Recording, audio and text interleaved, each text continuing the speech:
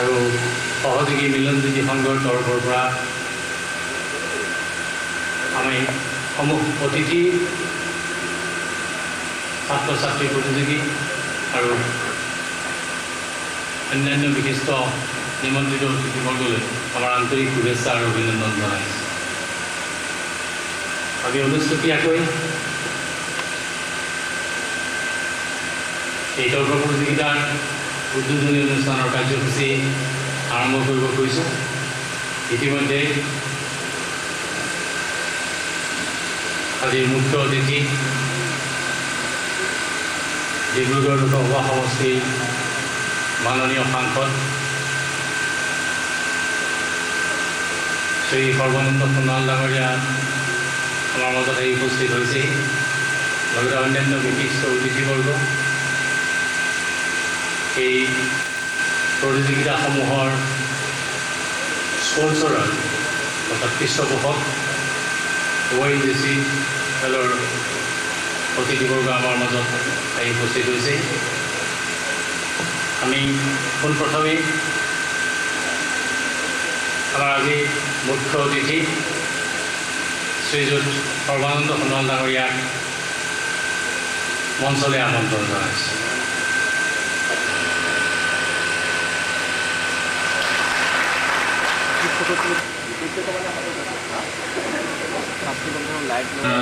বিগেন্দ্ৰ নাৰায়ণ দাস ডাঙৰীয়া এখন ফুলাম গামোচাৰ ফুলৰ দৰে সম্ভাষণ জনাব খুজিছোঁ আৰু মই এই সম্ভাষণ জনাবৰ কাৰণে গোস্বামী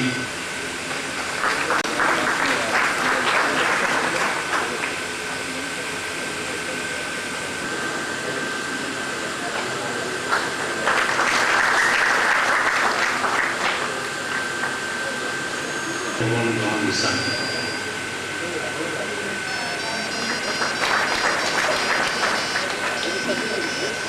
শ্ৰদ্ধান্বিত ৰাইজক অসম শিশু সাহিত্য ন্যাসৰ তৰফৰ পৰা মই আন্তৰিক শ্ৰদ্ধা আৰু আন্তৰিক শুভেচ্ছা জ্ঞাপন কৰিছোঁ আৰু ছাত্ৰ ছাত্ৰীসকলক যিসকল প্ৰতিযোগী তেওঁলোককো মই আন্তৰিক শুভেচ্ছা জ্ঞাপন কৰিছোঁ।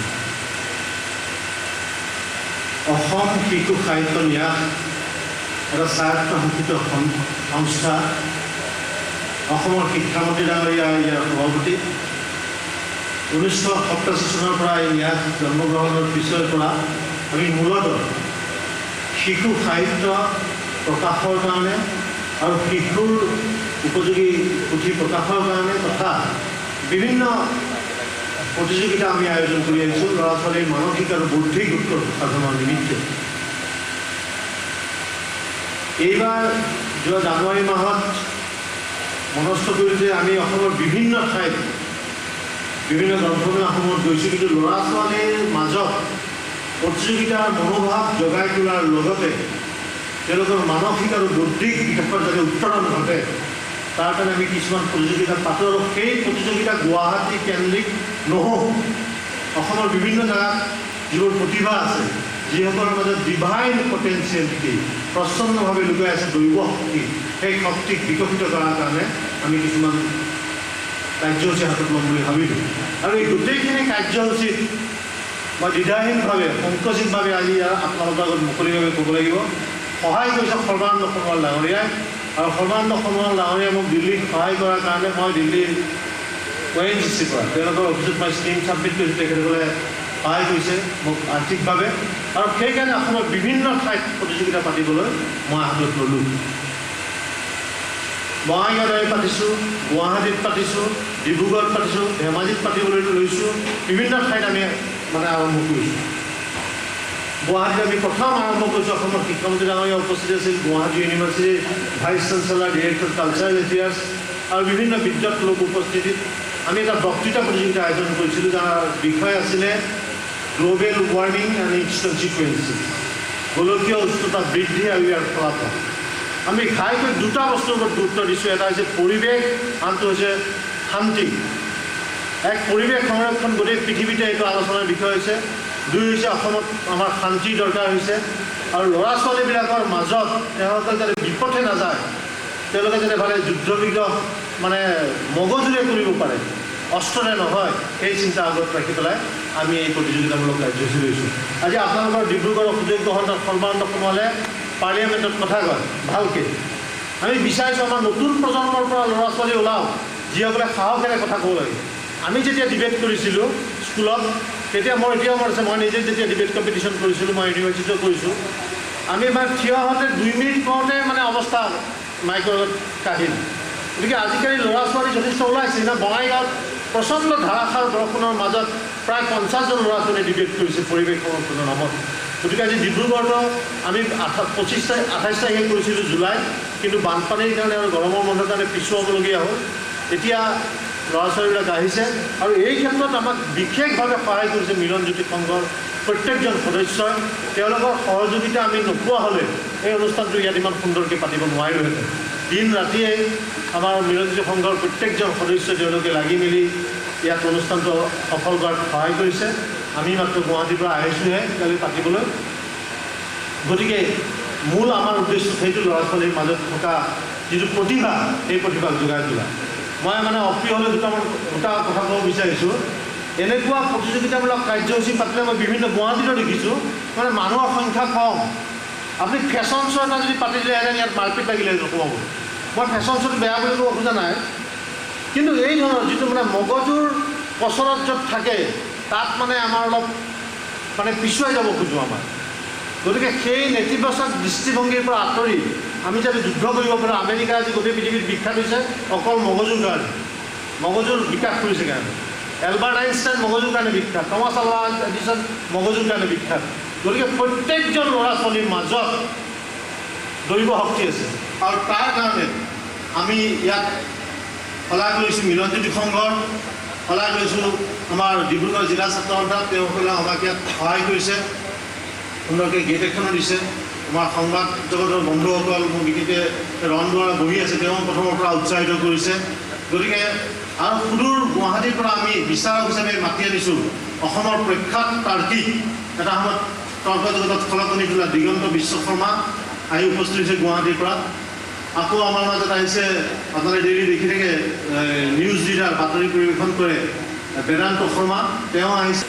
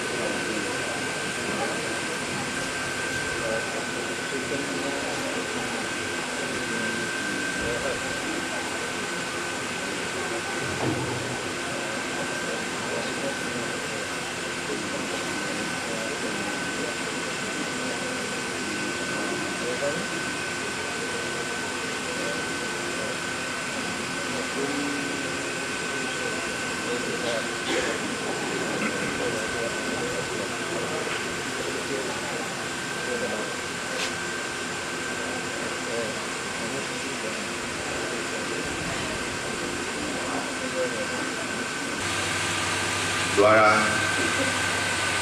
আজি ডিব্ৰুগড় জিলা সচিবালয়ত অনুষ্ঠিত হোৱা তৰ্ক প্ৰতিযোগিতাৰ পৰিচালনাৰ দায়িত্ব বহন কৰিবলৈ অহা ডিব্ৰুগড় বিশ্ববিদ্যালয়ৰ পৰম শ্ৰদ্ধাৰ ডক্টৰ দাস ডাঙৰীয়া, শিশু সাহিত্য ন্যাসৰ সচিব প্ৰধান বন্ধুগড় ঋষিকেশ গোস্বামী ডাঙৰীয়া, ONGC জেনেৰেল মেনেজাৰ এডমিনিষ্ট্ৰেশ্যনৰ শ্ৰদ্ধাৰ ব্যাস ডাঙৰীয়া আৰু বৰুৱা ডাঙৰীয়া, লগতে আজি এই অনুষ্ঠানৰ বিশেষভাৱে পৰিচালনাৰ দায়িত্ব বহন কৰিবলৈ অহা শ্ৰদ্ধেয় দিগন্ত বিশ্ব শৰ্মা ডাঙৰীয়া আৰু আমাৰ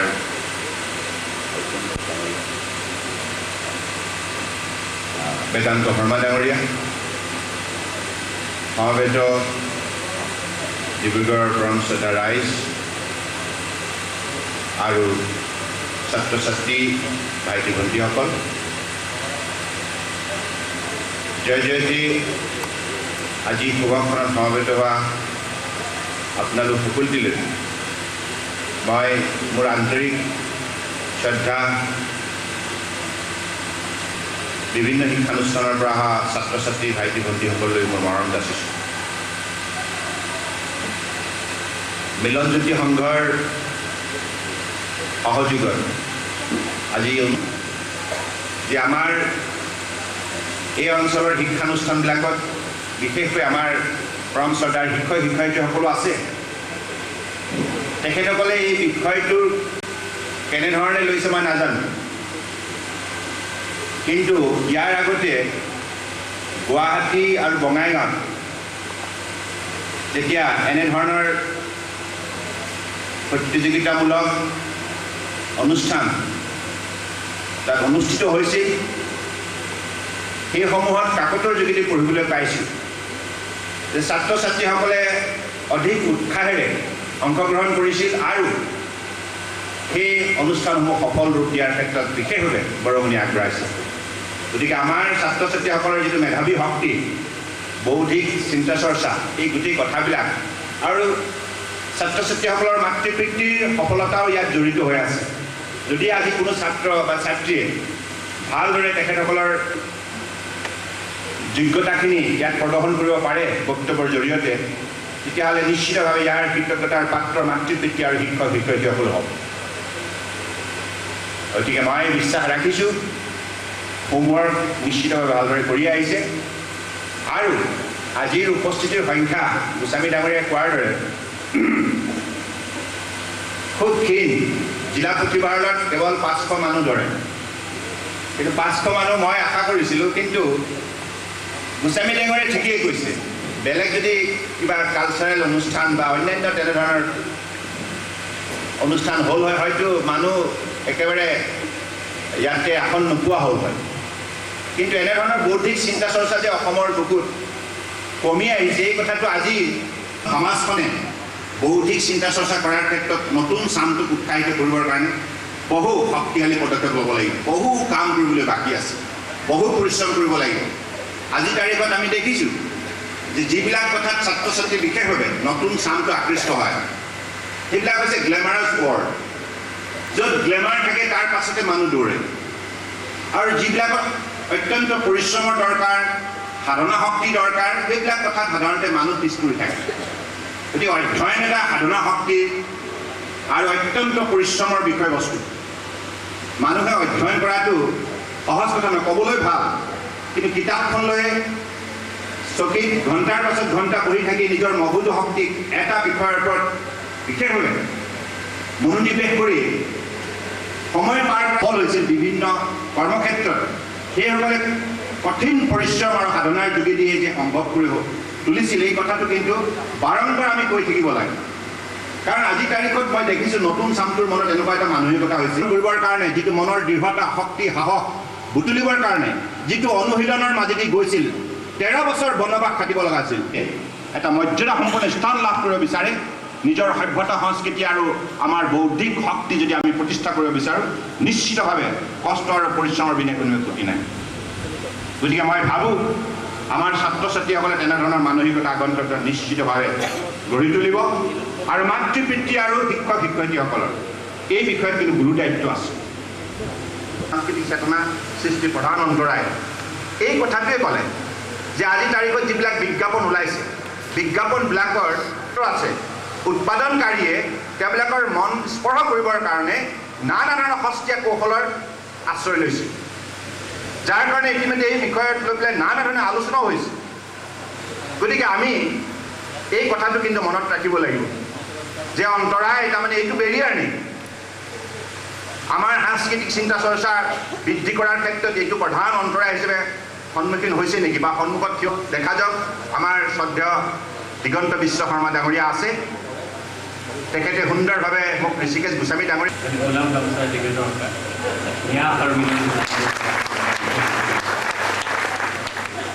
তাৰপিছতে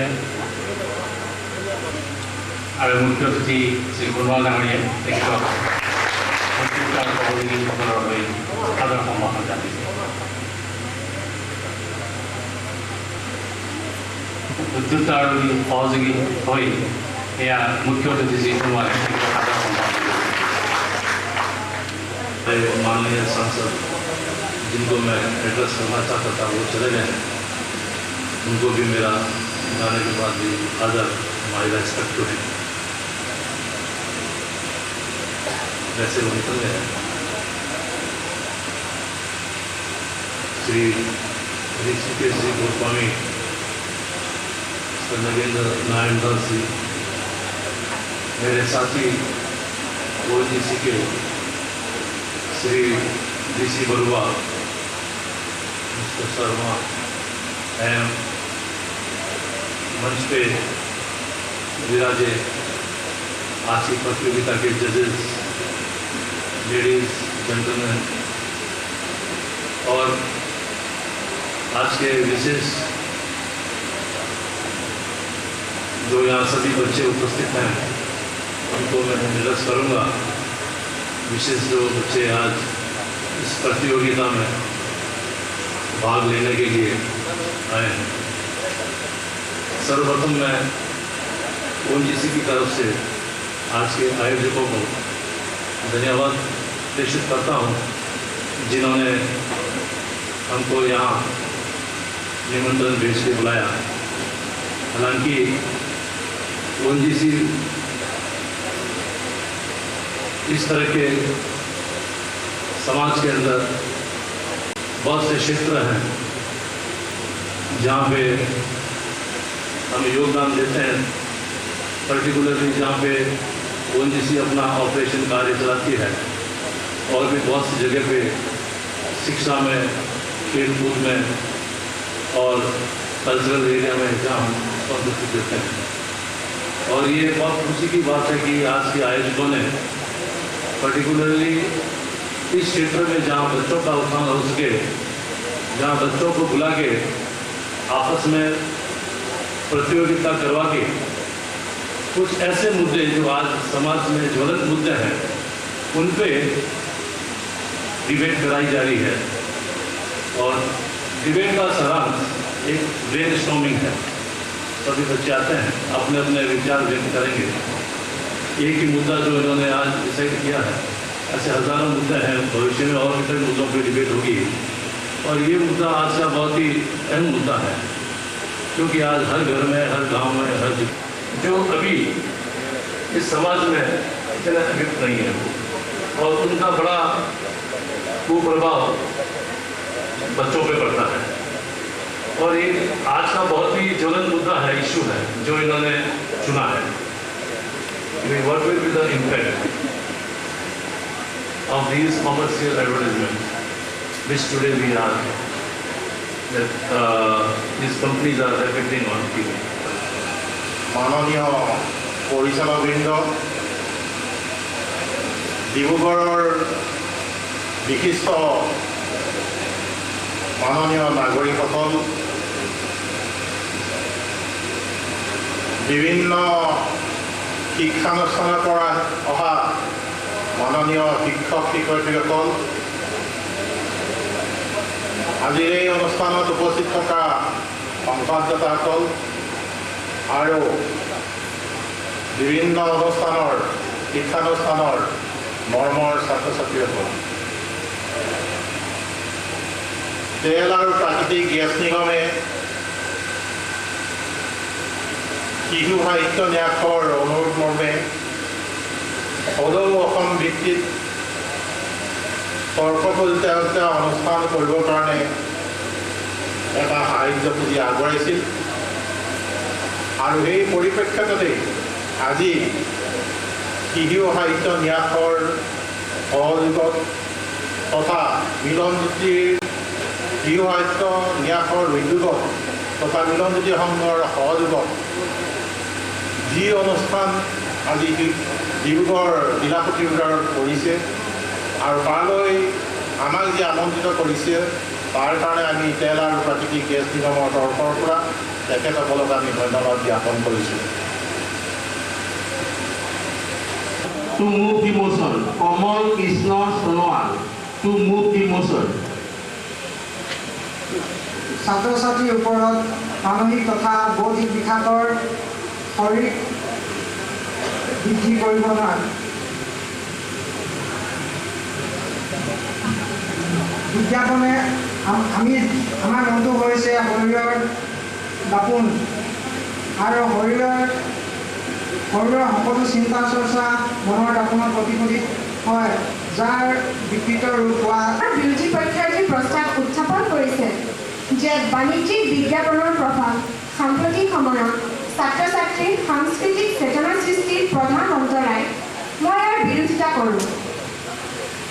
অধ্যক্ষ মহোদয়, বিৰোধী পক্ষই যি অভিযোগ উত্থাপন কৰিছে তাৰ এটাও সম্পূৰ্ণ সত্যৰ প্ৰতিষ্ঠিত নহয়। দিনে শ শ বিজ্ঞাপন প্ৰচাৰ হোৱা আমি দেখিবলৈ পাওঁ। যদি শতকৰা 51টা বিজ্ঞাপনৰ বিৰুদ্ধে সেই অভিযোগ সত্য বুলি মহোদয়, সাংস্কৃতিক চেতনা মানে আমি কি বুজোঁ? আমি অসমীয়া হিচাপে আমাৰ জাতীয় কৃষ্টি সংস্কৃতি আছে। আমাৰ নিজা সাজপাৰ, গীত মাত, ফকৰা যোজনা, খাদ্য অভ্যাস আদি আছে। বৃহৎ ভাৰতীয় সংস্কৃতিৰো আমি অংগ। আমাৰ জাতীয় কৃষ্টি সংস্কৃতিৰ প্ৰতি অনুৰাগ, শ্ৰদ্ধা, চৰ্চা এটা শিল্পী মন অযুগ। জ্যোতিপ্ৰসাদ আগৰৱালাদেৱে কৈছিল সুন্দৰেই সংস্কৃতি। তেনেহ'লে বিজ্ঞাপনে সুন্দৰতা ধ্বংস কৰিছে নেকি? মই জোৰ দি কওঁ, কেতিয়াও নাই কৰা। অধ্যক্ষ মহোদয়, ব্যৱসায় বৃদ্ধিৰ বাবে প্ৰচাৰ কৰা বিজ্ঞাপনসমূহো এক সৃষ্টিশীল কলা। নিজৰ মনৰ দৈন্যতাৰ বাবে কোনোবা ল'ৰা ছোৱালীৰ যদি সাংস্কৃতিক চেতনা সৃষ্টি হোৱা নাই, তাৰ বাবে বিৰোধী পক্ষই বিজ্ঞাপন ব্যৱস্থাটোলৈকে ফৰ্মুটি মাৰিবলৈ যোৱাটো হাঁহি উঠা কথা। অধ্যক্ষ মহোদয়, বিজ্ঞাপনে আমাৰ সাহিত্য আৰু সাংস্কৃতিক জগতলৈ অৰিহণাহে যে যোগাইছে, তাক বিৰোধী পক্ষই অস্বীকাৰ কৰিব পাৰিবনে? বাতৰি কাকত আলোচনীসমূহক বাণিজ্যিক বিজ্ঞাপনে সহায় কৰিছে। আমাৰ জাতীয় কৃষ্টি সংস্কৃতি চৰ্চাৰ ইলেক্ট্ৰনিক মাধ্যমবোৰ বাণিজ্যিক বিজ্ঞাপনৰ ওপৰতে নিৰ্ভৰশীল বুলি ক'লেও সহায় কৰা নহয়। বিহুগীত, বৰগীত, টোকাৰী গীতৰ কেছেট এটা উলিয়ালেও ব্যৱসায় বৃদ্ধিৰ বাবে বাণিজ্যিক বিজ্ঞাপন দিয়া হয়। আকৌ পৰ্যটন ব্যৱসায়লৈ চাওক। আমাৰ জাতীয় কৃষ্টি সংস্কৃতিৰ থলী মাজুলী, বৰপেটা, শিৱসাগৰ, কাজিৰঙা আদি চাবলৈও বিজ্ঞাপন যদিও ই বাতৰিকাকত আদি প্ৰচাৰ কৰিছে, এই বাণিজ্য বিজ্ঞাপনৰ জৰিয়তে তেওঁলোকে মাত্ৰ নিজৰ লাভৰ কথাই চিন্তা কৰে। ইয়াৰ ফলত সমাজৰ যি ক্ষতি হ'ব এই কথা তেওঁলোকে চিন্তা নকৰে। উদাহৰণস্বৰূপে ল'ব পাৰি, আজিকালি টেলিভিশ্যনত এটা ধনীভাৱে এটা বিজ্ঞাপন প্ৰচাৰ কৰে, য'ত মূৰত এখন গামোচা মাৰি গৃহ নিৰ্মাণৰ বিপৰীত কৰা লোক বিজ্ঞাপন দিয়া হয়। এই বিজ্ঞাপনত তেওঁলোকে মাত্ৰ অসমীয়া সমাজক আকৰ্ষিত কৰিবলৈ গামোচা ব্যৱহাৰ কৰে আৰু ইয়াৰ দ্বাৰা তেওঁলোকে জনসাধাৰণক সম্পূৰ্ণৰূপে ঠগিছে। যাৰ ফলত তেওঁলোকে মাত্ৰ লোক বিক্ৰী কৰা উদ্দেশ্য লৈ তেওঁলোকে এই বিজ্ঞাপন প্ৰচাৰ কৰে। ইয়াৰ ফলত তেওঁলোকে গামোচা সাংস্কৃতিক দিশৰ কথা কোনো বিবেচনা কৰা নাই, যিটো আমাৰ অসমীয়া সমাজৰ বাবে আৰু জাতিৰ বাবে তেওঁলোকে And my dear colleagues, today in the opinion of the House, a commercial advertisement blunts the cultural sensibilities of today's students. But as far as my evidences which I have gathered and my knowledge reached, I would like to say that a commercial advertisement does not. Science and technology has reached to such an extent that the world has become a civilized one. And in this civilization, the minds of the people have also developed. The minds of the people are no longer how it was before. And in such a scenario, the minds of the students have also developed. Today's students, we know what is right, we know what is wrong. And we also have a very good sense of judgment. So, will we do anything which is against our culture? Check. Because sir, we all know that, as I have told now, that our world has developed. So in this developed world, the cultural sensibilities which we have got in our mind, shall we ever forget them? No, we cannot forget them, because culture is not a modern thing. Culture is something which is prevalent in this world. Of today's students, I strongly support the motion. Commercial advertisements aim at the increase of the sale of the products which are being advertised by alluring the consumers. So, these commercial advertisements are always exaggerated, glossy, and sensually attractive. Sir, if you just go through a few commercial advertisements, you surely feel that this advertising world tends to give the impression as if there is no poverty, no want, no misery, no anxiety, and no any problem. And as if the world is all cars, all bikes, and all mobiles. Now, sir, today's students are being allured by these commercial advertisements, their gloss and glitter. They now regard the unreal to be real. Their minds are filled with dreams and they make hope in the dream world. More than that, sir, this has become so strong among today's students that they now do not even hesitate to ignore and violate the values and standards upheld by our tradition and culture. Indian culture has always taught us to be modest and decent in whatever we এই বিজ্ঞাপনে সাম্প্ৰতিক সময়ত ছাত্ৰ ছাত্ৰীৰ সাংস্কৃতিক চেতনাৰ সৃষ্টিৰ কেতিয়াও অন্তৰায় হ'ব নোৱাৰে। তাৰ বাবে মই কেইটামান যুক্তি দিব বিচাৰিছোঁ। সংস্কৃতি হৈছে মানুহৰ দৈনন্দিন জীৱনৰ ৰূপৰেখাৰ অন্য এটা স্বৰূপ। এই সংস্কৃতি মূলত দুটা ভাগত বিভক্ত। এটা হৈছে বস্তুপাতি সংস্কৃতি আৰু আনটো হৈছে অবস্তুপাতি সংস্কৃতি। বস্তুপাতি সংস্কৃতি বুলিলে আমি বুজো ঘৰ দুৱাৰ আজ বাট আৰু অবস্তুপাতি বুলিলে আমি জানো ৰীতি নীতি লোকচাৰ ধৰ্ম বিশ্বাস ইত্যাদি। বাণিজ্যিক বিজ্ঞাপনৰ বস্তুপাতি বিজ্ঞাপনৰ সৈতে জড়িত। বৰ্তমান সময়ত ইলেক্ট্ৰনিক্সৰ দ্ৰুত উত্তৰণৰ ফলত বাণিজ্যিক বিজ্ঞাপনৰ বিৰাট প্ৰসাৰ আৰু জনপ্ৰিয়তা লাভ কৰিছে। আমাৰ সমাজত নতুন নতুন বস্তুৰ সৈতে চিনাকি কৰাই দিছে। এতিয়া কথা হ'ল আমাৰ প্ৰত্যেকটো জাতিৰে বহুতো আপুৰুগীয়া মাননীয় অধ্যক্ষ মহোদয়, এতিয়া আমি ক'বলৈ গ'লে বাণিজ্যিক বিজ্ঞাপনে আমাক বহুত কাৰণত সহায় কৰে। আমি ইয়াক কেনেকৈ মাননীয় অধ্যক্ষ মহোদয়, আজিৰ তৰ্ক প্ৰতিযোগিতাৰ বিষয় সাধাৰণতে বাণিজ্যিক বিজ্ঞাপনৰ প্ৰভাৱ সাম্প্ৰতিক সময়ত ছাত্ৰ ছাত্ৰীৰ সাংস্কৃতিক চেতনাৰ সৃষ্টিৰ প্ৰধান অন্তৰায়। হয়, প্ৰধান অন্তৰায়। সদনৰ এই প্ৰস্তাৱটিত মোৰ পূৰ্ণ সমৰ্থন আছে। এইকাৰণে যে গোলকীকৰণৰ নামত ভাৰতবৰ্ষৰ দৰে তৃতীয় বিশ্বদেশ বা উন্নয়নশীল দেশসমূহত যেতিয়াৰ পৰাই বিদেশী বহুজাতিক কোম্পানীসমূহৰ ওপৰত উদাৰীকৰণৰ ব্যৱস্থা কৰা হৈছিল, তেতিয়াৰ পৰাই এই কোম্পানীসমূহে নিজৰ স্বাৰ্থপূৰ্ণৰ কাৰণে কিছুমান অৰুচিসম্পন্ন বিজ্ঞাপন প্ৰচাৰ কৰি উপভোক্তাৰ মন আকৰ্ষণ কৰিবলৈ প্ৰয়াস কৰি আছে। আৰু এই বহুজাতিক কোম্পানীসমূহৰ বৈদেশিক মুদ্ৰা অৰ্জনৰ মূল লক্ষ্য হৈছে তৃতীয় বিশ্বদেশ বা দক্ষিণ পূব এছিয়াৰ দেশসকলৰ প্ৰিয় অপন্যুক্ত বিবেচনাহীন ছাত্ৰ সমাজক অধিকাৰ কৰি। কাৰণ সামান্য মন কৰি দেখা যায় যে সম্প্ৰতি প্ৰায় প্ৰতিজন ছাত্ৰ ছাত্ৰীৰ মুখত অকল ঘূৰা টিভিএছ ইয়ামা বাছ এক্সিডেণ্ট আদি শেহতীয়া সংস্কৰণৰ নাম। তেওঁলোকৰ হৃদয় স্পন্দন ভৰাই আছে কেৱল ঠাণ্ডা পেপচি কোকা-কোলা আদি পানী। তেওঁলোকৰ মন মগজ বৃদ্ধ কৰি আহিছে ৰিলায়েন্স এয়াৰটেল এয়াৰচেল আদি কোম্পানীৰ ছলিড টেম্পেল স্পাইচ টকিয়া মডেল।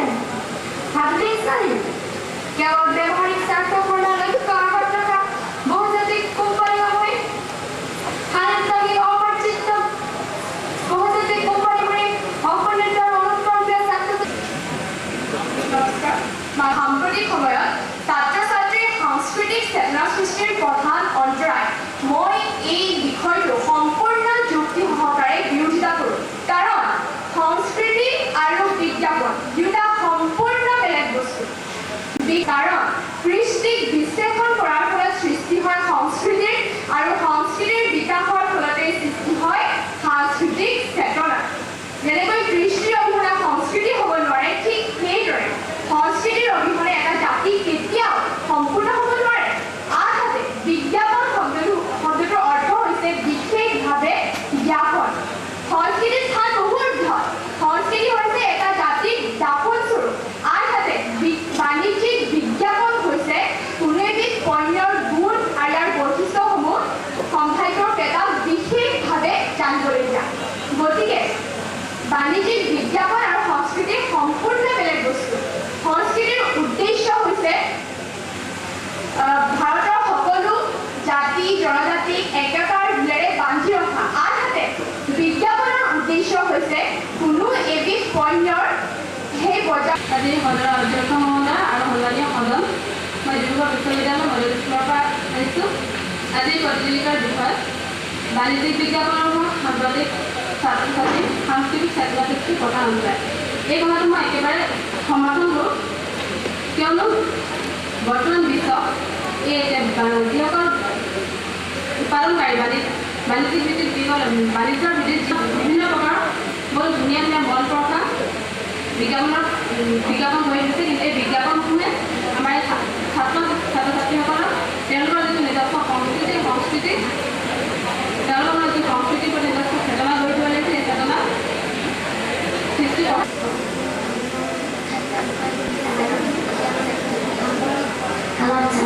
সাংস্কৃতিক চেতনা সৃষ্টিৰ প্ৰধান অন্তৰায় বাণিজ্যিক বিজ্ঞাপনে সাম্প্ৰতিক কালত ছাত্ৰ ছাত্ৰীৰ সাংস্কৃতিক চেতনা সৃষ্টিৰ প্ৰধান অন্তৰায় নহয় পৰা হয়।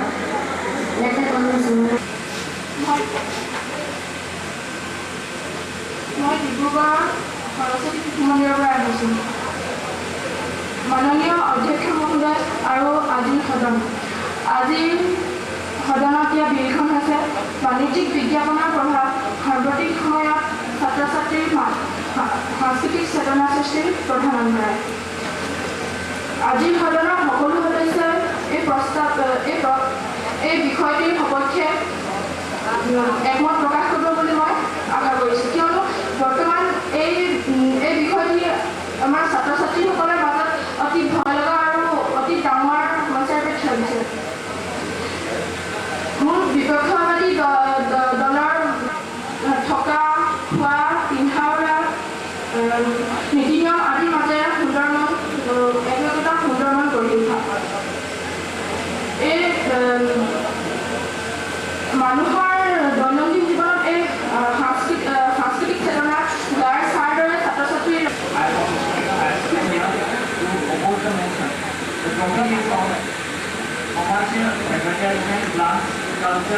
sensibilities of students today. So, with the students make known of the goods and the bads, of the things and that are prevailing in the society. So, we have better knowledge in this regard. And I do not think that my opposition would have just came here and say a few things about this. So,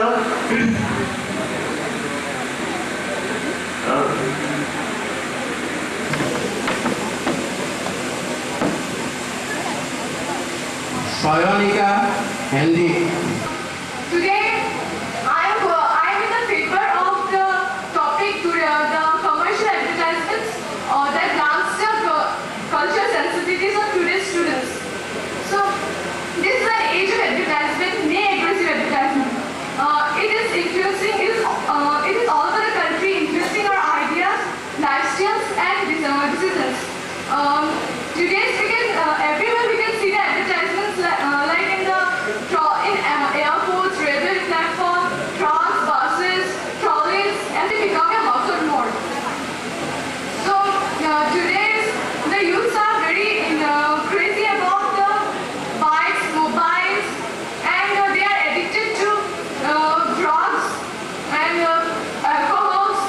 So this is very badly affecting our health.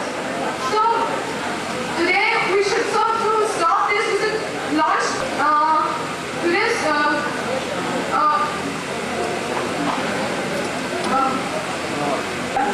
মই মৰাজনগৰী উচ্চ মাধ্যমিক বিদ্যালয়ৰ পৰা আহিছোঁ। চৰকাৰী পক্ষৰ মাননীয় নেতাগৰাকীয়ে আজি সদনত স্থাপন কৰা বিলখন মুঠেই গ্ৰহণযোগ্য নহয়।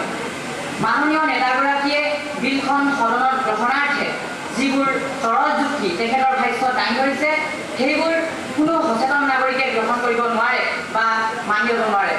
কাৰণ ছাত্ৰ ছাত্ৰীৰ সাংস্কৃতিক চেতনা সৃষ্টিৰ প্ৰধান অন্তৰায় কেৱল বাণিজ্যিক বিজ্ঞাপনৰ প্ৰভাৱেই নহয়, আৰু বহুতো দিশ আছে যিবোৰে ছাত্ৰ ছাত্ৰীসকলৰ সাংস্কৃতিক চেতনাবোধৰ দুৱাৰ ৰুদ্ধ কৰি দিছে। যেনে সমাজত ভূসৰ্বস্ব জীৱ যাপনৰ আকাংক্ষা, সহজ পথেৰে ধন উপাৰ্জন কৰাৰ মানসিকতা, সমাজৰ নেতৃস্থানীয় ব্যক্তিসকলে বিশেষকৈ ৰাজনীতিবিদসকলে মুকলিকৈ প্ৰদৰ্শন কৰা নিৰ্লজ্জ আচৰণবোৰ আৰু চৰিত্ৰবোৰে সমাজৰ ফুল কুমলীয়া ছাত্ৰ ছাত্ৰীসকলৰ মনত কুপ্ৰভাৱ পেলাই সাংস্কৃতিক চেতনাবোধৰ সৃষ্টিত বাধা দি আহিছে বুলি মই ভাবোঁ। অৱশ্যে বাণিজ্যিক বিজ্ঞাপনৰ কুপ্ৰভাৱ ছাত্ৰ ছাত্ৰীসকলৰ মনত নপৰা নহয়। সেইবুলি সকলো বাণিজ্যিক বিজ্ঞাপনকেই বন্ধ কৰি দিয়াৰ ব্যৱস্থা কৰিলে অবিবেচকৰ কাৰ্য হ'ব। কাৰণ শংকৰদেৱ শিশু বিদ্যা নিকেতনৰ 8ম শ্ৰেণীৰ ছাত্ৰ। আজি তৰ্ক প্ৰতিযোগিতাৰ বিষয়টো হৈছে বাণিজ্যিক বিজ্ঞাপনৰ প্ৰভাৱ সাম্প্ৰতিক সময়ত ছাত্ৰ ছাত্ৰীৰ সাংস্কৃতিক চেতনাৰ সৃষ্টিৰ প্ৰধান অন্তৰ। যি অপমান কৰিছে আমি তাৰ তীব্ৰ বিৰোধিতা কৰিব লাগিব আৰু মই ইয়াৰ তীব্ৰ বিৰোধিতা কৰোঁ। আপোনালোকে এই বিজ্ঞাপন চাওক। এনেধৰণৰ বিজ্ঞাপনে আচলতে আমাৰ সমগ্ৰ মাতৃজাতিক কন্যা সামগ্ৰীত পৰিণত কৰা নাই জানো? মাননীয় অধ্যক্ষ মহোদয়, ৰামায়ণ, মহাভাৰত, কীৰ্তন, দশম, বাইবেল, পুৰাণ এই মহান মহান গ্ৰন্থবোৰৰ কিবা বিজ্ঞাপন আছেনে? অথচ এই মহান গ্ৰন্থবোৰে আমাক যুগে যুগে অনুপ্ৰাণিত কৰি আহিছে আৰু আমাৰ সাংস্কৃতিক চেতনাৰ সৃষ্টিত ই বহু ইন্ধন যোগাই আহিছে। কিন্তু ইয়াৰ কোনো এতিয়ালৈকে বিজ্ঞাপন ওলোৱা নাই। ইয়াৰ পৰা আমি এটা কথা স্পষ্টকৈ বুজিব পাৰোঁ যে ভাল বস্তুৰ কাৰণে কোনো বিজ্ঞাপন নালাগে। বিজ্ঞাপন কেৱল বেয়া বস্তুৰ বাবেহে। আৰু গোৱেলাচী কাকত, এই গোৱেলাচী কাকতৰ কথাটো আপোনালোক সকলোৱে নিশ্চয় জানে। সৰস্বতী মন্দিৰৰ ছাত্ৰী, মাননীয় অধ্যক্ষ মহোদয় আৰু উপস্থিত সদন, আজি সদনত উত্থাপিত প্ৰস্তাৱটি যে বাণিজ্যিক বিজ্ঞাপনে সাম্প্ৰতিক সময়ৰ ছাত্ৰ ছাত্ৰীৰ সাংস্কৃতিক চেতনা সৃষ্টিৰ প্ৰধান অন্তৰায়। মই এই প্ৰস্তাৱটিৰ লগত একেবাৰে একমত নহওঁ। কাৰণ মোৰ বোধ হয় আমাৰ সপক্ষ বক্তাসকলে যিখিনি যুক্তি দিছে তেওঁলোকে সাংস্কৃতিক চেতনা কি তাৰ অৰ্থই বুজি পোৱা নাই। সেইবাবে তেওঁলোকে এই প্ৰস্তাৱটিৰ বিৰোধিতা কৰিছে, এই প্ৰস্তাৱটিৰ সপক্ষে কৈছে। আমাৰ বাণিজ্যিক বিজ্ঞাপনে আমাৰ অৰ্থনৈতিক উন্নয়ন কৰিছে। আমাৰ দেশত বিজ্ঞাপন এনে যোৱাৰ দিছে যে আমি বাণিজ্যিক দিশত গুৰুত্ব দিবলৈ বাধ্য। গতিকে যিহেতু আমি বাণিজ্যিক দিশত গুৰুত্ব দিছোঁ, আমাৰ অৰ্থনৈতিক উন্নয়ন হৈছে আৰু অৰ্থনৈতিক, ধাৰ্মিক, সামাজিক ইত্যাদি সকলো ফালৰ পৰা উন্নতি হ'লে, সকলো দিশৰ উন্নতি হ'লেহে এটা সংস্কৃতিৰ উন্নতি হ'ব। আৰু সাংস্কৃতিক চেতনা কি? পৰিৱেশৰ অকল্যাণ নকৰোঁ বুলি যিজন মানুহ সচেতন হৈ থাকে সেয়াই সাংস্কৃতিক চেতনা। আমাৰ আজি সাম্প্ৰতিক সময়ত ছাত্ৰ ছাত্ৰী বুলি কৈছে, সাম্প্ৰতিক সময়ত ছাত্ৰ ছাত্ৰী সুশিক্ষিত, তেওঁলোক স্কুললৈ গৈছে। গাঁৱৰ ল'ৰা ছোৱালীও আজিকালি প্ৰায় 90% স্কুললৈ গৈছে। তেওঁলোক যদি সচেতন হয় যে হয় মোৰ ঐতিহ্য, মোৰ সভ্যতা ঐতিহ্যৰ প্ৰতি মোৰ দায়িত্ব আছে, মোৰ সমাজৰ প্ৰতি মোৰ দায়িত্ব আছে, মোৰ সংস্কৃতিৰ প্ৰতি মোৰ দায়িত্ব। চক্ৰৱৰ্তী উচ্চ মাধ্যমিক বিদ্যালয়ৰ ছাত্ৰী, মাননীয় অধ্যক্ষ মহোদয় আৰু আজি সদনত উত্থাপিত হোৱা বিলখনৰ বিষয়ে মই সপক্ষে ক'বলৈ ওলাইছোঁ। আজি সদনত উত্থাপিত হোৱা বিলখন হৈছে বাণিজ্যিক সাংস্কৃতিক চেতনাৰ সৃষ্টিৰ প্ৰধান অন্তৰায়। আৰু মই কৈছোঁ যে আজিকালি অত নানা ধৰণৰ বিজ্ঞাপন ওলাইছে। এই বিজ্ঞাপনবোৰে ছাত্ৰ ছাত্ৰীৰ মনত নানা ধৰণৰ প্ৰভাৱ পেলাইছে। আজি এটা কিবা ধৰণৰ বিজ্ঞাপন ওলালে যেনিবা ছাত্ৰ ছাত্ৰীয়ে যদি সেই বিজ্ঞাপন পঢ়ি যদি তাক বিচাৰে, সকলো মাক বাপেকে ইমান সামৰ্থ্য নাই যে তেওঁলোকৰ ল'ৰা ছোৱালীয়ে সকলোবোৰ ইচ্ছা পূৰণ কৰিব পাৰিব। মানুহে স্বাস্থ্যৰ প্ৰতি আজিকালি বহুতো যত্ন লৈছে। উদাহৰণস্বৰূপে ঘৰুৱা হিচাপে ব্যৱহাৰ কৰা আমি এটা চেম্পুকে লওঁ। আজিকালি টিভিত নানা ধৰণৰ চেম্পু দেখুওৱা হৈছে। এইটোৰ পৰা এইটো ভাল, এইটোৰ পৰা এইটো ভাল। আমি বাৰু কোনটো ব্যৱহাৰ কৰিম? তেনেদৰে আমি চাবোনৰো উদাহৰণ ল'ব পাৰোঁ। আজিকালি নানা ধৰণৰ বিজ্ঞাপন ওলোৱাৰ বাবে মানুহে ভাল বস্তুটোকো বেয়া বুলি ধৰি লৈছে।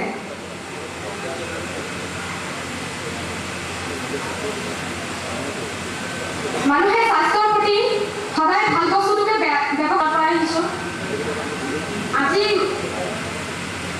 আজি তৰ্ক প্ৰতিযোগিতাৰ বিষয়টো হৈছে বাণিজ্যিক বিজ্ঞাপনৰ প্ৰভাৱ ছাত্ৰ ছাত্ৰীৰ সাংস্কৃতিক চেতনাৰ সৃষ্টিৰ প্ৰধান অন্তৰায়। কিন্তু মই ইয়াৰ লগত একমত নহওঁ। কিয়নো বিজ্ঞাপনত প্ৰচাৰিত হোৱা কিছুমান নগ্ন আৰু অশ্লীল দৃশ্যৰ লগতে ভাল গুণাগুণ থাকে।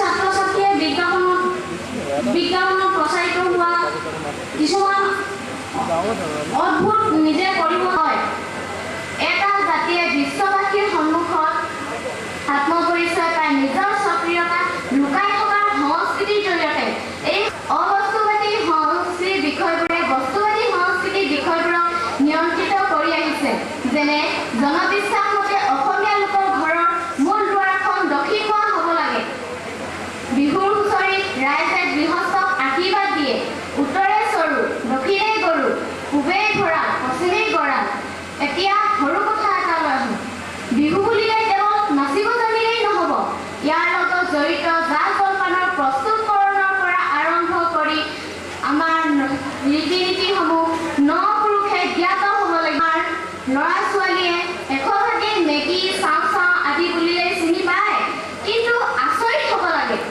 আমাৰ ল'ৰা ছোৱালীয়ে হুৰুম চেয়া দিয়া চাউল খৰিচা ৰন্ধনৰ সম্পৰ্কে জ্ঞাত নহয় সেইদৰে সাজপাৰৰ মই শংকৰদেৱ বিজ্ঞান নিকেতন ডিব্ৰুগড়ৰ ছাত্ৰী আজি সদনৰ অধ্যক্ষ মহোদয় আৰু সদন আজি সদনৰ উত্থাপিত বিষয় বাণিজ্যিক বিজ্ঞাপনৰ প্ৰভাৱ সাম্প্ৰতিক কালত ছাত্ৰ ছাত্ৰীৰ সাংস্কৃতিক চেতনা সৃষ্টিৰ প্ৰধান অন্তৰায় এই বিষয়টোৰ বিপক্ষে মই ক'বলৈ বিচাৰিছোঁ যে বাণিজ্যিক বিজ্ঞাপনে কেতিয়াও ছাত্ৰ ছাত্ৰীৰ সামাজিক চেতনা সৃষ্টিৰ অন্তৰায় হ'ব নোৱাৰে বৰঞ্চ ই ছাত্ৰ ছাত্ৰীক অধিক সংস্কৃতি বান্ধে কৰি তোলে ই ছাত্ৰ ছাত্ৰীক ব্যৱহাৰিক বস্তু এটা বিচাৰ কৰাত ভাল বস্তু এটা বিচাৰ কৰাত সহায় কৰে দ্বিতীয়তে বাণিজ্যিক বিজ্ঞাপনে আমাৰ সময়ৰ অপচয় হোৱা বাধা দিয়ে আজিৰ যুগ বিজ্ঞানৰ যুগ আজিৰ যুগত ৰৈ থকাৰ আমাৰ সময় নাই তেনেস্থলত আমাৰ দৰকাৰী বস্তু এটা বিচাৰি হাবাথুৰি খাই সময় নষ্ট কৰি ফুৰিব নোৱাৰোঁ এনে ক্ষেত্ৰত বিজ্ঞাপনে আমাক সহায় কৰে বিজ্ঞাপনে কোনো গুণগত মানদণ্ডৰ বস্তু সঠিকভাৱে বিচাৰ কৰি ক্ৰয় কৰাত আমাক সহায় কৰে সাংস্কৃতিক চেতনা আজিকালি সাংস্কৃতিক ক্ষেত্ৰত বহুত কমি আহিছে আজিকালি বিভিন্ন ধৰণৰ সাৰেগামাপা আদিৰ দৰে অনুষ্ঠান হৈছে কিন্তু মই এইটো ক'ব বিচাৰোঁ যে আজিৰ দিনতো জ্যোতি সংগীত ৰাভা সংগীত বৰগীত আদি কৰ্মশালা অনুষ্ঠিত নোহোৱাকৈ থকা নাই সেইবোৰৰ কৰ্মশালাও হৈছে আৰু তাত বহুতো ছাত্ৰ ছাত্ৰীয়ে অংশগ্ৰহণ কৰিছে সেইবোৰত বিজ্ঞাপন চায় আনহাতে আজিৰ দিনত যধেমতে বস্তু এটা ব্যৱহাৰ কৰি হিতে বিপৰীত হোৱাৰো লক্ষণ নথকা নহয় যদি মই হেয়াৰ ৰিমুভাৰ এটা কিনি আনি সেইটো শ্বেম্পু বুলি মূৰত ঘঁহি মূৰ ধুওঁ তেতিয়া মোৰ অৱস্থা কি হ'ব আপোনালোকক নক'লেই হ'ব গতিকে বিজ্ঞাপনে আমাক যধেমতে বস্তু এটা ব্যৱহাৰ কৰাৰ পৰা বিৰত থকাৰ সহায় কৰে বিলখন মই সম্পূৰ্ণৰূপে সমৰ্থন কৰোঁ কাৰণ হাতী ছবি এখন আঁকি তাৰ তলত শিয়াল বুলি লিখি দিলে হাতীটো শিয়ালত ৰূপান্তৰিত কৰিব নোৱাৰি আজিৰ যুগটো হৈছে তথ্য প্ৰযুক্তিৰ যুগ আজিৰ যুগত বিভিন্ন বাণিজ্যিক কোম্পানীয়ে নিজৰ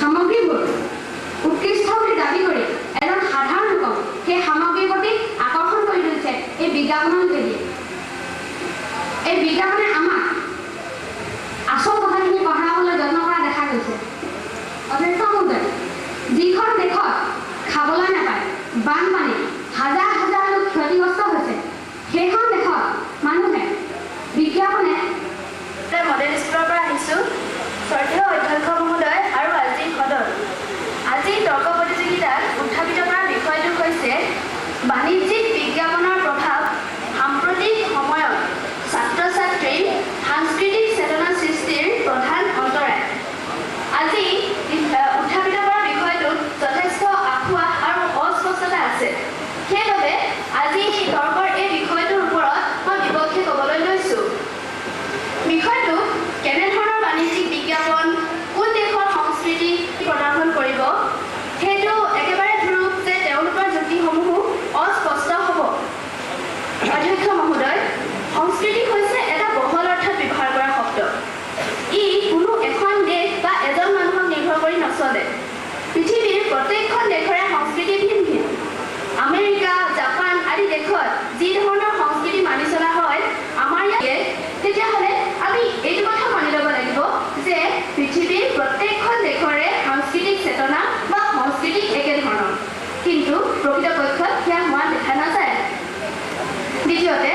বিজ্ঞাপনক এটা ব্যৱসায়ৰ মাতৃ বুলি গণ্য কৰা হয়।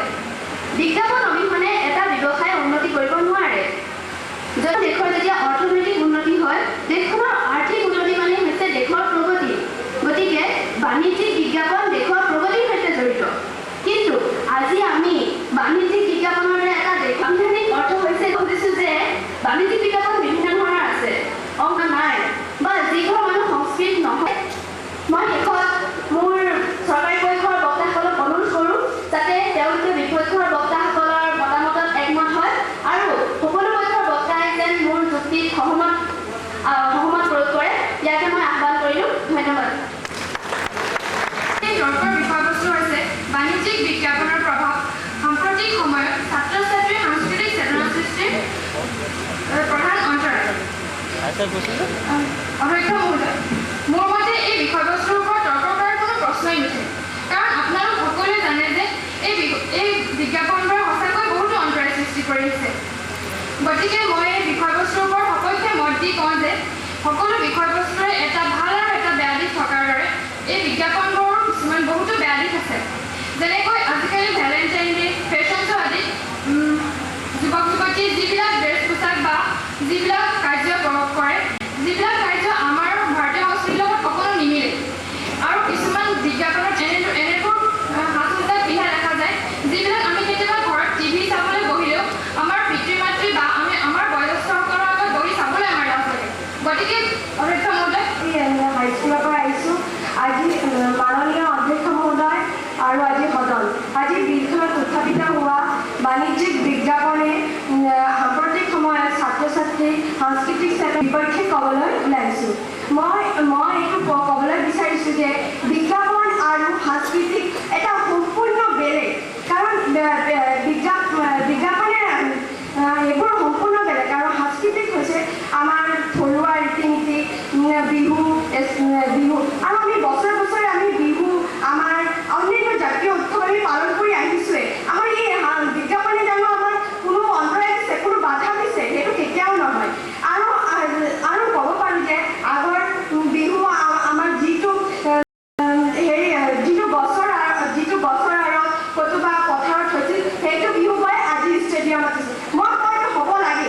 কাৰণ সেই ঠাইটো আমি জানো ৰাতি 9-10 বজাত আমি পথাৰত বা গছৰত যাব পাৰোঁ জানো? সেইটো নিৰাপদ ঠাই নহয়। ফটককৈ জানো সেই গছৰ ডালটোৱে আমাৰ মূৰত পৰিলে বা গছবোৰ জানো আমাৰ হয়, এইবোৰ যে বীজাণুমুক্ত হয় জানো? যদি আমি ক'ৰবাৰ পৰা বালি মাটি এচুক উঠাই আনি আমি যদি মুখত হাতত মাখি দিওঁ তেনেহ'লে কি আমাৰ গা পৰিষ্কাৰ হ'ব জানো? কেতিয়াও নহয়। আৰু এইবোৰতো বীজাণুমুক্ত নহয়। লাগিলে আমাৰ বিষয় বাণিজ্যিক বিজ্ঞাপনৰ প্ৰভাৱ সাম্প্ৰতিক সময়ত ছাত্ৰ ছাত্ৰীৰ সাংস্কৃতিক চেতনা সৃষ্টিৰ প্ৰধান অন্তৰায়ৰ সমৰ্থনত মই ক'ব বিচাৰোঁ যে বাণিজ্যিক বিজ্ঞাপন মানে হ'ল সামগ্ৰী বা বস্তু বাহানি ক্ৰেতাসকলৰ মন জয় কৰাৰ কৃত্ৰিম ব্যৱস্থা। মৃত প্ৰকাশ পোৱা ৰেডিঅ', দূৰদৰ্শন, বাতৰি কাকত, ফেষ্টন, আলোচনী আদি ৰংচঙীয়াকৈ বিক্ৰী বেছি হ'বৰ কাৰণে যিবিলাক সামগ্ৰিক লক্ষ্য হিচাপে লোৱা হয় সেইবোৰ প্ৰকৃততে উপযুক্ত গুণগত মানদণ্ডৰ নহ'বও পাৰে।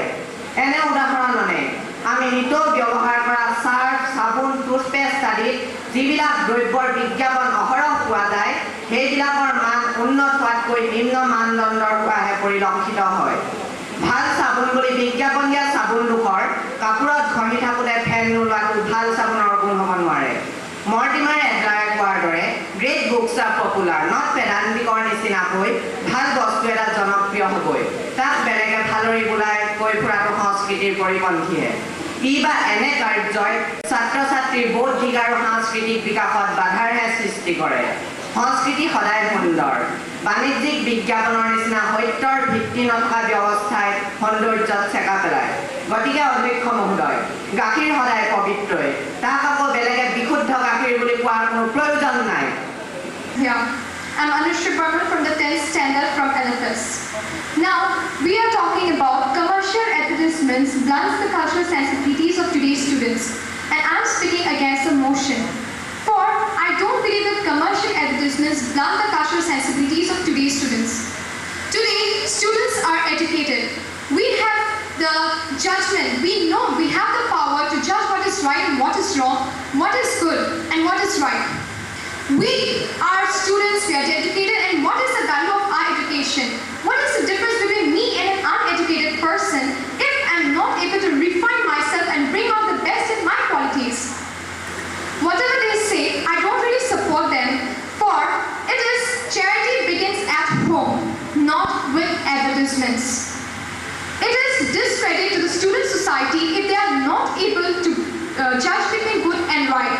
It is a discredit to the parents and the teachers if they are not able to help the children to know and judge good from evil, right from wrong.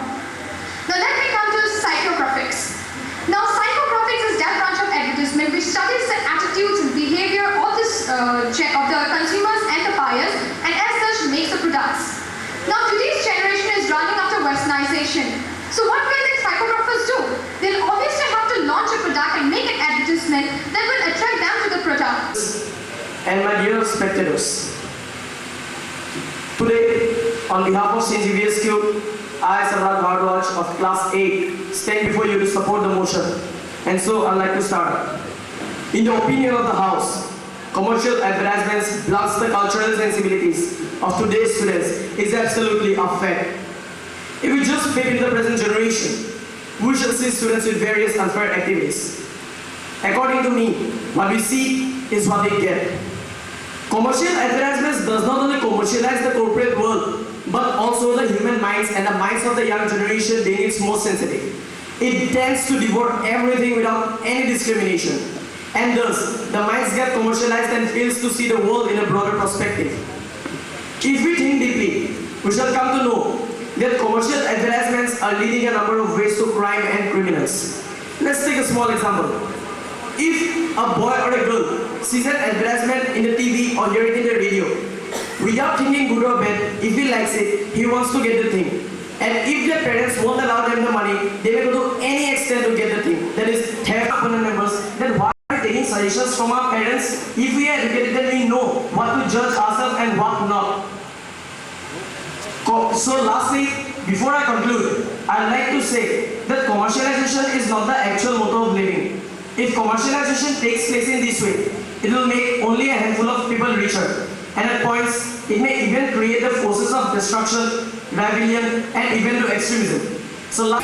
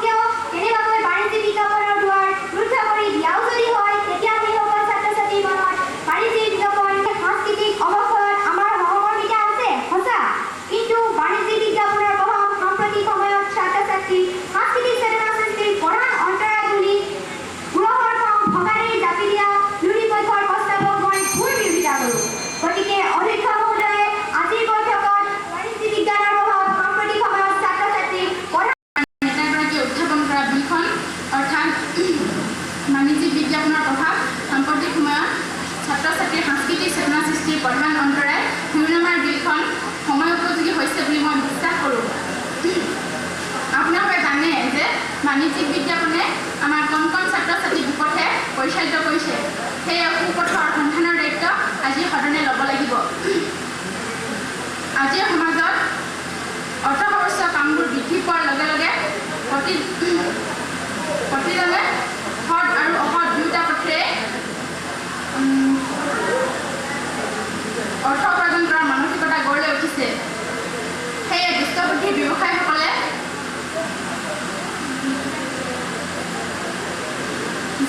বিজ্ঞাপন প্ৰচাৰ কৰি আহিছে তেওঁলোকে সমাজৰ সামগ্ৰিকভাৱে উপকাৰ বা অপকাৰ কোনোটো দিশলৈকে চকু দিয়াৰ সময় নাই সেয়ে যে যি পায় কিছুমান সামগ্ৰী বিক্ৰী কৰিবলৈ নাৰীৰ নগ্ন দেহ প্ৰদৰ্শন কৰা ইত্যাদি ইত্যাদি দেখাৰ উদাহৰণ দিব পাৰি এয়া কোনো নৈতিকতাৰ পৰিচয়ক অথবা সামাজিক দায়বদ্ধতাৰ পৰিচয়ক কেতিয়াও নহয় তেওঁলোকে নাৰীক ব্যৱসায়িক বস্তুৰ লগত তুলনা কৰিছে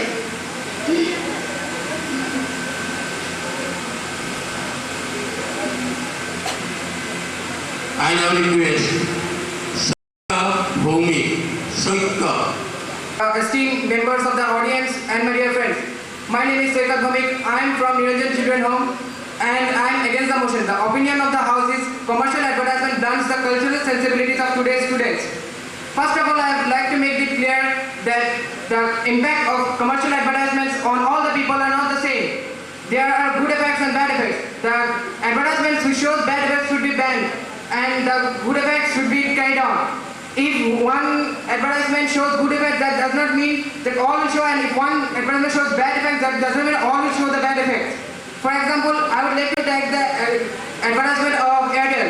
Airtel shows the advertisement that how the relationship between a grandson and a grandfather should be. Again, the advertisement of HDFC Standard Life Insurance shows how a father strived for his daughter's life and had planned for her just from the beginning of her childhood and had able literate person. I will further like to ask my audio opponents that they have only shown the negative parts. What about the positive parts? For example, if we see that as an English Guru and English Guruji, we will be able to know that students of English medium school will be able to improve their English by buying those ads.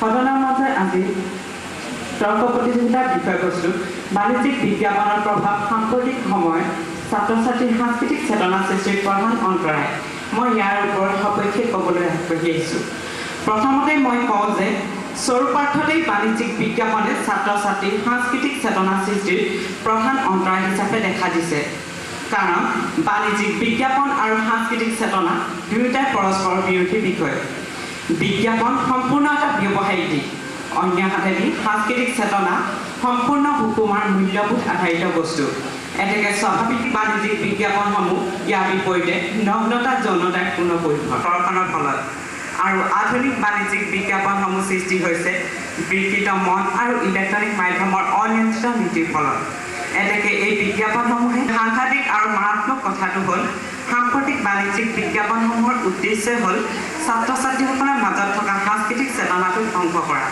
নহ'লেনো ছাত্ৰ ছাত্ৰীক কোমলমতি মনে হজম কৰিব নোৱাৰাকৈ এইবিলাক কিয় তৈয়াৰ কৰা হৈছে যিকোনো এটা বিষয় আপোন মাটিত থিয় হৈ জাতীয় জীৱন আৰু জাতীয় সংস্কৃতিৰ প্ৰেক্ষাপটত আলোচনা কৰাজনকে যিহেতু প্ৰকৃত সাংস্কৃতিক চেতনা সম্পন্ন ব্যক্তি বুলি কোৱা হয় এনিবিত এক ৰুচিবৰ্জিত ব্যৱহাৰ বহুতে হয়তো ক'ব বৰ্তমান বিশ্বায়নত এতিয়া জাতীয় জীৱনৰ কথা ভবাটো সংকীৰ্ণ চিন্তা কিন্তু 10 বছৰে এনে দৃষ্টিভংগী অমূলক যেন লাগে কাৰণ নিজৰ দৃষ্টিভংগী সম্পূৰ্ণৰূপে বিসৰ্জন দি আঁঠুলৈ জীয়াই থকাজনেই জানো প্ৰকৃত বিশ্বায়নৰ যুগৰ নাগৰিক এনেধৰণৰ দৃষ্টিভংগী চালেই বাণিজ্যিক বিজ্ঞাপনে ছাত্ৰ ছাত্ৰীৰ সাংস্কৃতিক চেতনা ধ্বংস কৰাটো স্পষ্ট হয় নমস্কাৰ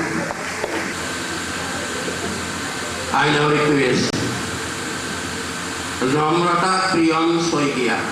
Namrata Priyam Soikia. From my clinical University, my name is Kimoda Arkham. As a Hodalan Uttapita Bihoti, তীব্ৰ প্ৰতিবাদ কৰি মই কওঁ যে বাণিজ্যিক বিজ্ঞাপনে ছাত্ৰ ছাত্ৰীৰ সাংস্কৃতিক চেতনা সৃষ্টিৰ প্ৰধান অন্তৰায় হৈ কেতিয়াও থিয় হৈ থকা নাই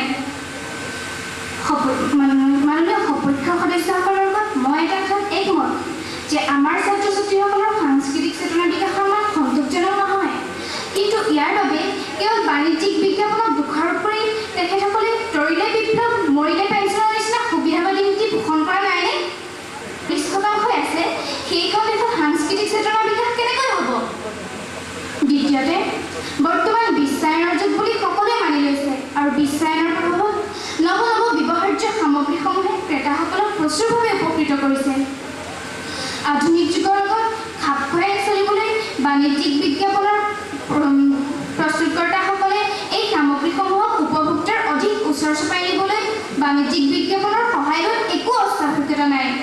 বৰ্তমান বাতৰি কাকত, টিভি, ৰেডিঅ' আদিৰ চেনেলসমূহৰ দ্বাৰা প্ৰচাৰিত এই বিজ্ঞাপনসমূহ হৈ পৰিছে আমাৰ মাজৰ এক অপৰিহাৰ্য অংগ। কাৰণ এই বিজ্ঞাপনসমূহে আমাক প্ৰদান কৰিব পাৰে বজাৰৰ ন আৱিষ্কাৰৰ কথা আৰু উৎপাদনৰ অত্যাৱশ্যকীয় তথ্যসমূহ। এই তথ্যসমূহকে উপস্থাপন কৰাৰ ন কলা কৌশল বাণিজ্যিক বিজ্ঞাপনত প্ৰয়োগ কৰি ক্ৰেতাসকলক কেৱল তথ্য যোগান ধৰাতেই ক্ষান্ত নাথাকি বিমল আনন্দ আৰু আমোদৰ কৰে সাংস্কৃতিক সৃষ্টি নহয়নে? তাহানিৰ মধ্যযুগীয় মানসিকতাৰে থাকি ছাত্ৰ ছাত্ৰীসকলক সংকীৰ্ণ সমাজ আৰু পৰম্পৰাত বন্দী কৰি ৰখা সাংস্কৃতিক চেতনা নেকি? মই সজোৰে ক'ব বিচাৰোঁ, সংস্কৃতি সদায় গতিশীল। আজি ছাত্ৰ ছাত্ৰী তেওঁলোকৰ বাবে প্ৰস্তুত কৰা সামগ্ৰীসমূহৰ বিষয়ে জনাৰ প্ৰবল আগ্ৰহৰ কাৰণে টেলিভিছনৰ দ্বাৰা As we all know that commercial advertisements are only for to give publicity to their respective products and for commercial prosperity. So some of the ads are there which hampers the cultural sensibilities of today's students, and the sole aim of the commercial advertisement is to give publicity of their respective products and to bring out its advantages over its other counterparts available in the market. Now, this advertisement is very significantly responsible for hampering these cultural sensibilities of today's students. The deep-rooted cultural heritage of our country has been given a shocking setback by showing off this commercial advertisement in the electromagnetic media and our print media and so on. Now, very often Phuleswari উচ্চতৰ মাধ্যমিক বালিকা বিদ্যালয়ৰ পৰা আহিছোঁ। স্বকীয় অধ্যক্ষ মহোদয়, প্ৰমুখ্যে আজি সদনত উত্থাপিত বিষয়টি মই পূৰ্ণৰূপে সমৰ্থন জনাই ক'ব বিচাৰোঁ যে বাণিজ্যিক বিজ্ঞাপনৰ প্ৰভাৱে আজি সাংস্কৃতিক পৰিৱেশত ছাত্ৰ ছাত্ৰীসকলৰ সাংস্কৃতিক দিশত প্ৰধান অন্তৰায় স্বৰূপে দেখা দিছে। কিয়নো বাণিজ্যিক বিজ্ঞাপনে আজি এটা জাতিৰ সংস্কৃতি দুষ্কৃতিলৈ ৰূপান্তৰিত কৰিছে। এই বিষয়ে যুক্তি দাঙি ধৰাৰ আগেয়ে মই বাণিজ্যিক বিজ্ঞাপননো কি এই বিষয়ে অৱগত কৰিবলৈ আগবাঢ়িছোঁ। বাণিজ্যিক বিজ্ঞাপন হৈছে গ্ৰাহকসকলৰ সুপ্ত অভিপ্ৰায়সমূহ জাগ্ৰত কৰি তেওঁলোকক আকৰ্ষণ কৰাৰ এক কৌশল। আনহাতে সাংস্কৃতিক চেতনা হৈছে এটা জাতিৰ ধমনীত প্ৰবাহিত হৈ থকা এটা সাংস্কৃতিক দিশৰ প্ৰতি থকা মনোযোগিতা। অংশগ্ৰহণ কৰিবলৈ আহিছোঁ। আজি তৰ্ক প্ৰতিযোগিতাৰ বিষয়বস্তু হৈছে বাণিজ্যিক বিজ্ঞাপনত প্ৰভাৱ সম্প্ৰতিকালত ছাত্ৰ ছাত্ৰীৰ সাংস্কৃতিক চেতনাৰ প্ৰধান অন্তৰায়।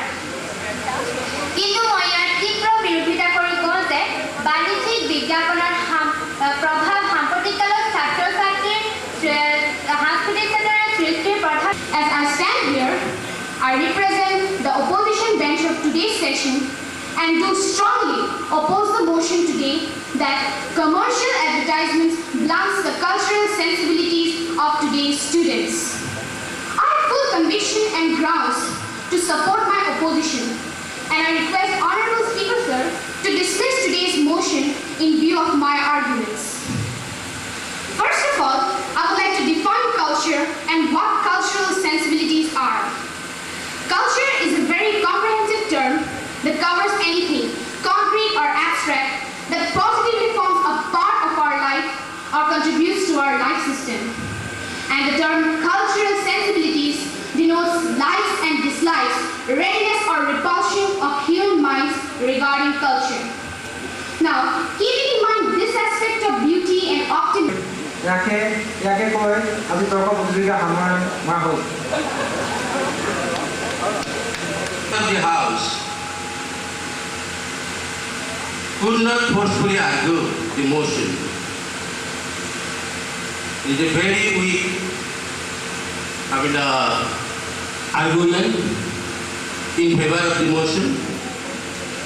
And my second observation is the motion is very much important and significant. It directly relates to our coming to the leadership tomorrow in our society. So considering the importance and significance of the motion, neither the treasury bench nor the opposition bench is able to make a clear division in the house এটা স্পষ্ট বিভাজন সদনত আনি দিয়াৰ ক্ষেত্ৰত চৰকাৰী পক্ষ আৰু বিৰোধী পক্ষই আজি বিফল হৈছিল। With this observation, I decided not to put the motion to vote. I adjourned the বিদ্যালয় পর্যায়ত অষ্টম শ্রেণী বা দশম শ্ৰেণীৰ আয়োজন কৰা তৰ্ক প্ৰতিযোগিতাৰ ছাত্ৰ ছাত্ৰীসকলে কৰা তৰ্ক সামৰণি কৰিছে। অধ্যক্ষ ডাঙৰীয়াই বিষয়বস্তুৰ ওপৰত তেওঁৰ অভিয়াদেশন আপোনালোকৰ আগত দাঙি ধৰিছে। এতিয়া বিচাৰকৰ মন্তব্য থাকিব আৰু বিচাৰকৰ মন্তব্য পোনপ্ৰথমতে দিগন্ত বিশ্ব শৰ্মা, তিনিজন বিচাৰক আছে আমাৰ মাজত। দিগন্ত বিশ্ব শৰ্মাক মই আমন্ত্ৰণ জনাইছোঁ মঞ্চলৈ। দিগন্ত বিশ্ব শৰ্মা অসমৰ প্ৰখ্যাত প্ৰাৰ্থিক আছিলে। এটা সময়ত বিভিন্ন ধৰণৰ তেওঁ গ'ল্ড মেডেল পাইছিলে তৰ্কত ৰাষ্ট্ৰীয় পৰ্যায়ত। মই দিগন্ত বিশ্ব শৰ্মাক মঞ্চলৈ আমন্ত্ৰণ জনাইছোঁ। সম্বোধন জনাইছোঁ। ইয়াত উপস্থিত থকা ডিব্ৰুগড়বাসী, ইয়াত উপস্থিত থকা বিভিন্ন বিদ্যালয়ৰ ছাত্ৰ ছাত্ৰীসকল গ্ৰহণ কৰি মই সঁচাই অতি আনন্দিত যে আজিৰ বিতৰ্ক প্ৰতিযোগিতাখন অতি উচ্চমানৰ বিতৰ্ক প্ৰতিযোগিতা হৈছে। যে যদি প্ৰতিযোগিতাৰ নিয়মৰ মাজত যদি আমি বান্ধ খাই নাথাকিলোহেঁতেন, যে কিজানি আজি ইয়াত যিমানকেইজন প্ৰতিযোগী অংশগ্ৰহণ কৰিছিলে তাৰে শতকৰা 80জনতেই কিজানি আমি কি কয় যে 80জনতেই কিজানি পুৰস্কাৰ দিবলৈ বাধ্য হ'লো। মই এইখিনি কথা আগতীয়াকৈ কৈ ল'লোঁ। আৰু ইয়াৰ পিছত যিখিনি বিচাৰক হিচাপে অসমত বিতৰ্ক প্ৰতিযোগিতাৰ যি এটা ঐতিহ্য আছে, যি এটা পৰম্পৰা আছে, সেই সম্পৰ্কে মই আপোনালোকৰ আগত দুআষাৰ কওঁ। অসমত আমি বিতৰ্ক প্ৰতিযোগিতা এটা নিৰ্দিষ্ট সংস্কৃতি বা নিৰ্দিষ্ট প্ৰণালীক অনুসৰণ কৰিছোঁ। সেই যিটো নিৰ্দিষ্ট প্ৰণালী হ'ল সংসদীয় প্ৰণালী বা সংসদীয় নীতি নিয়মৰ মাজত আমি আবদ্ধ থাকি বিতৰ্ক প্ৰতিযোগিতাত অংশগ্ৰহণ কৰোঁ।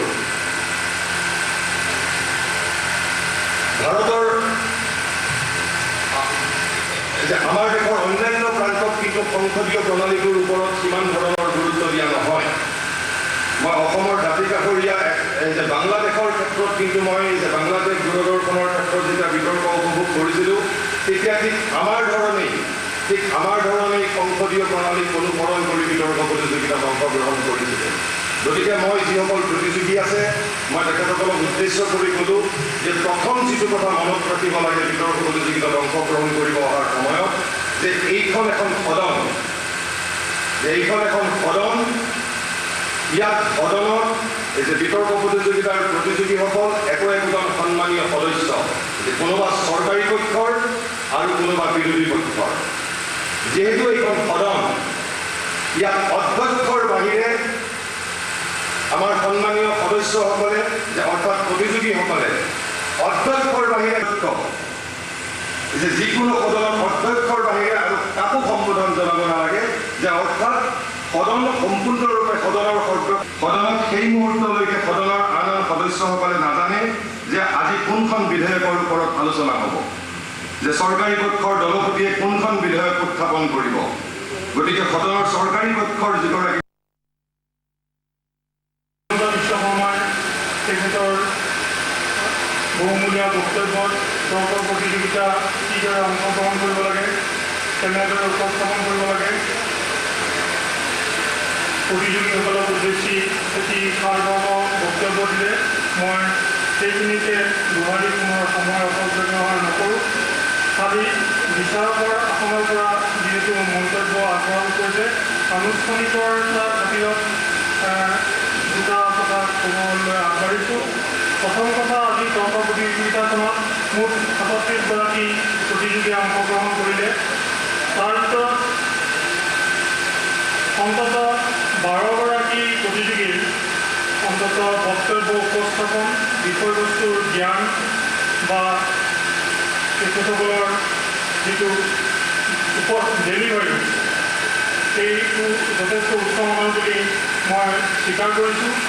লগতে এটা কথা কৈছোঁ যে মই প্ৰতিযোগীসকলক উদ্দেশ্যিয়ে কৈছোঁ যে অন্ততঃ 37গৰাকী প্ৰতিযোগীৰ ভিতৰত 12গৰাকী 15গৰাকী প্ৰতিযোগীৰ মাজত দেখা পালোঁ যে তেখেতসকলৰ ভৱিষ্যতৰ শুধৰণিৰ কাৰণে কৈছোঁ যে তেখেতসকলে বিষয়বস্তুটো সম্পূৰ্ণ মুখস্থ কৰি আহিছে। কাৰণ পূৰ্ব বক্তা দিগন্ত শৰ্মাই কৈছে তেওঁলোকে বক্তব্যৰ আগতেই আমি উপস্থিত বিভিন্ন বিদ্যালয়ৰ পৰা অহা শিক্ষক শিক্ষয়িত্ৰী তথা প্ৰতিযোগী কিন্তু বাকী জীৱ জন্তুবিলাকে এই পৃথিৱীত তেওঁলোকৰ ভৰিৰ খোজৰ বাহিৰে আৰু একো ৰাখি থৈছে। সময় দীঘলীয়া হ'ল, কিন্তু ইয়াত আহি যিহেতু অতি উন্নতমানৰ এখন তৰ্ক প্ৰতিযোগিতা উপভোগ কৰাৰ সুযোগ পালোঁ আৰু মই অনুৰোধ কৰিছোঁ আপোনালোকে যাতে আৰু 5 বা 10 মিনিট সময় থাকি তাৰপিছত সকলোৱে যাব পাৰিব। কিন্তু মোৰ যিটো সুযোগ যে প্ৰতিযোগীসকলক বিশেষকৈ প্ৰতিযোগীসকল প্ৰতিযোগিতাটোৰ নিয়ম নহয়, প্ৰতিযোগিতা শেষ নোহোৱালৈকে সিহঁতি গৈছে সেইটো সদনৰ অলপ বাহিৰত পৰে। কাৰণ আমি আহিছোঁ আৰু এইখিনি কথা ক'বলৈ ইচ্ছা হৈছে আপোনাৰ প্ৰতিযোগীসকলৰ সুবিধাৰ কাৰণে। আৰু দিগন্তৰ যিবিলাক কথা কৈছে প্ৰত্যেকেই সঁচা যে ইয়াৰ পৰাই হয়তো এজন এম্বুৰ ওলাব আৰু ডিব্ৰুগড়ত যে ইমান সুন্দৰ প্ৰতিযোগী থাকিব পাৰে সেইটো মই নাহালৈকে অনুমান কৰিব পৰা নাছিলোঁ। আৰু মোৰ জীৱনত মই যিমান বিচাৰত হৈছোঁ সেই বিচাৰকৰ আসন জীৱন গ্ৰহণ কৰাৰ পিছত ইমান জটিলভাৱে অংক কৰিবলগীয়া কিন্তু মোৰ আজিয়েই হৈছে। তাৰমানে প্ৰতিযোগিতাৰ মানদণ্ড উন্নতটো মই পোৱাৰ খাতিৰত পোৱা নাই। ঠিক কেতিয়াবা পোৱা যায় বেয়া হ'লেও সেই প্ৰতিযোগিতাৰ মানদণ্ড কাৰণ আমাৰ গুৱাহাটীৰ পৰা আনিছে মাতিছে এইবিলাক কাৰণতো পোৱা যায়। কেতিয়াবা কিছুমান প্ৰতিযোগিতা সেইটো নহয় ইমান জটিল এতিয়াও এই দিগন্তৰ তেখেতে কৰিবলগীয়া হৈছে। মইতো দিগন্তৰ ভাষণৰ মাজতে কৰিয়ে আছোঁ। তাৰমানে প্ৰতিযোগিতাৰ মানদণ্ড সঁচাই উন্নত হৈছে। কিন্তু প্ৰতিযোগীসকলক এটা কথাই ক'ব খোজোঁ যে আকাশত মেঘ দেখিলেও বৰষুণ নহ'বও পাৰে। তোমালোকে ভবামতে ফলাফল নাপাবও পাৰে, হয়তো ভাবি আছে ময়েই ফাৰ্ষ্ট হ'ম, কিন্তু সেইটো নহ'ব পাৰে। এখন প্ৰতিযোগিতাত দক্ষতাৰে অংশগ্ৰহণ কৰি ইয়াৰ পৰা কাইলৈ আকৌ বিদ্যালয়ত পূৰ্ণ থিয় হ'ব পৰাটোৱেই আচলতে প্ৰতিযোগিতাৰ আচল দক্ষতা। গতিকে কোনে পুৰস্কাৰ পালে কোনে নাপালে সেইটো ডাঙৰ কথা নহয়, সেই মানুহ ভাল কৰিছোঁ। আজি মই ডিব্ৰুগড়ত আহি সেইটো উপলব্ধি কৰিছোঁ সঁচাকৈ অন্তৰৰ পৰা যে ডিব্ৰুগড়ত ইমান প্ৰতিভাৱান প্ৰতিযোগী আছে। মই এটা কথা মই অতি স্পষ্ট হৈ লওঁ এই চতুৰ্থ বা হেৰি নহয় আমি 5জনক বিশেষ উদগনি বনাই দিছোঁ। মই তথাপি মাছে তলত মাতিছোঁ। এওঁ 5 নম্বৰত আছে ৰঞ্জন গগৈ, এওঁ বিশেষ উদগনি বনাই দিছোঁ আৰু এওঁ খুব সুন্দৰভাৱে একদম সংসদীয় কথা অৱলম্বন কৰি বিলখন বিচাৰিছে। তোমালোকক অভিনন্দন। চৈকত ভৌমিক আৰু এওঁ চৌধুৰী আৰু শংকৰদেৱ শিশু বিদ্যা নিকেতন নেকি জয়দীপ বৰা, শংকৰদেৱ বিদ্যা নিকেতন জয়দীপ বৰা, শংকৰদেৱ বিদ্যা নিকেতনৰ ৰিংকুমণি। কেনেকুৱা লাগিছে তোমাৰ? ভাল লাগিছে? তোমালোকে সন্তুষ্ট হৈছাতো? এতিয়া স্কুলৰ পাৰ্চিয়া খনিকৰ। গতিকে আমি বিচাৰিব লাগিছিল মাত্ৰ 3জন প্ৰতিযোগী। আপোনালোকে চাওক